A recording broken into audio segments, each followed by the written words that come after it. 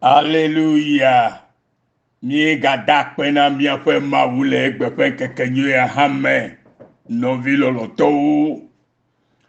Me kale jibe mi ora mi fonyu ile mi afe no fo. Eye mo kwe sebena. Mi le afeto Yesu Kristo me. Elabe amesia mesikele ya mamela. Oyebe ame jojoe. Kemega wa nouveau di adeke ou. Kemega wa didri ou. Eye simega wa. Enusi kenye akpasa ganu ou. Amesio katale Yesu Kristo mela. Omega dana lakpa ou. Omega wa didri ou. Omega wa beble ou. Alo toi me gomo ou. Alo noa nouveau lope hame ou. Kebo ou. Ojirwa maufe nyame zakle keli. Elabena amemawo wawenye atisi otono tovuto sikefe amakpa ole emumu alo dama esiayi eyo chena jojo nyenye fe kucheche o esiayi novinye amemaye nenyea amemaye nenyea alo chechi de la konenye vone ogbe pale chochi vokoa wa gbesike no nala enyrawu amesio me ina chechi alo amesio me ina chechi yola fe agbe pola wo kebe ina chechi bele mausubom po enya kele numenau po susu barakele susu menoda po wo jimeda po wa fodeda mawu ya bele wa fodeda o helem afeto ya le o esusuo me kakanpo eye o nya o jime nya o kata ne nyoela enyao ne voela enyao eye de sia de fefetoa avane amesiame tohe lefe nono mesikele me olata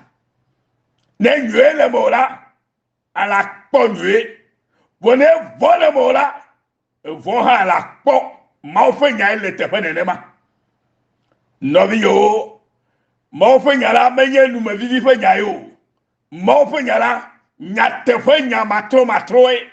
maufe nya la enye nya sikele tefe keye o me jurale do alo o adibo wa vivi nume kli o elabe ye tonye enye nya ke vivi le do ke si vohoho novi loloto le gbependia le jome ni yone le otife me kememi le a jome fe enkeke atolia yes atolia siaji le fe jome wetri we velia fe nkeke atolia siaji la mi le gbepa dem nabi novi yewu eye mi kede enyanyi anti le ngongolo kuyame sikemi aglele hiob fe agbale etagba kuku igba me afiwa mi le kele bena muchu ade no uze nyigbaji sinko enya hiob muchu sianye amemadifo amejojoe ple mauvola eye o chiri nouveau di hallelujah muchu ade no uze nyigbaji sinko enye hiob muchu sianye ame madifo ame jojoe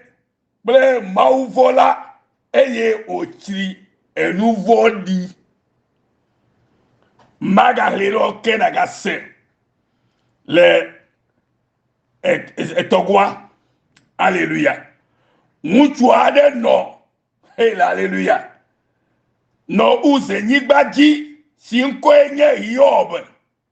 enye amejojo si wa nutepe evo amawu eye ochiri enuvo di ebegbe ayi megatrono ne videko hallelujah no biye mia degbero ejebe mia nyenyere hallelujah eye labe ne mele zamola apeto la ba bi otobe egbeke tontelu no de nu katutu ne chowo ya egbe o to adi be be kpla mo bu to cholo kulo wom to ya la chowo kulo la be mawe e mai ma tontelu nami enyo be mi asegbe o ne be amede gbo nya le gbebu mo na mi ase kaba nya nya ke mi da foro ye nyonu nyo to kekeke bawe de mo ne ma be mi ase vivi lo pe to pe la mo bu to onti ka ke mi to ya la mi ba ngule be gbero enyo be mi ase mi jire do bana nyu si wole ka mo do ha lo to jira do ye mi le paklam e mi le do mi le jo glo wona mi an to ni to glo no mi ba nya agbo aso be bia nye be ma subo ko me de ma subo la fe agbenono me kenye ma subo la e ya me kele ma subo le ke o agbero ma subo la yenye ma vola amekele ma subo le yenye amesikele ma vom alesi ojebe amena subo mau enyebe wa vom mau amesiame si le mau vom la eya le mau subo ala tai chachi ala jiha ala duwe ala jani gbulo le chochi kwame ala tikpo wa kasinchoko abe nukulujo ala hubu titi ababe sikele dorele ne ajigbole ne ko ajani gbo ebe ma wo nukule fa gbeme no biye menye nyama gbo mi lo atozi mauvi le nya tefame e atozi amajojo le nya tefame la yenye gbefajo esi de mi le nami yenye dodasi ke mi khocho maugbo be mi ade fe gbefa mi ne mi anyabe nukunu gbato ke jona la be fa pomala yenye jimo toto e na tozi mau fe viva fa no bien mi lo nyaba me siame si le mau vom la e ye le mau sibom mau vola fe agbenono nyi yo be de chebi le fia le yo pas gbeme amesiame si chiri nouveau di la yenye mau vola e ma de comme no ima amesiame si chiri un nouveau di wola yenye mau vola sinye ame madifo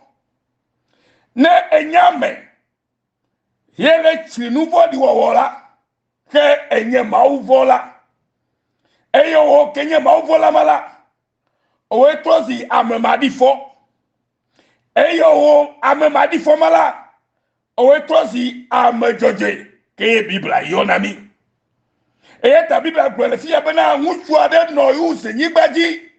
si ko enye Hiob ngutu si enye ame madifo ame joje ple mauvola eye o chiri nouveau di no bien me de gomono be na nyabe amesia be si chiri nouveau di wola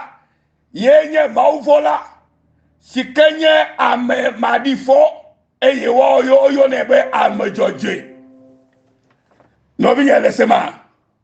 le lusio kata me la Hiob mo wo nouveau o eye mabu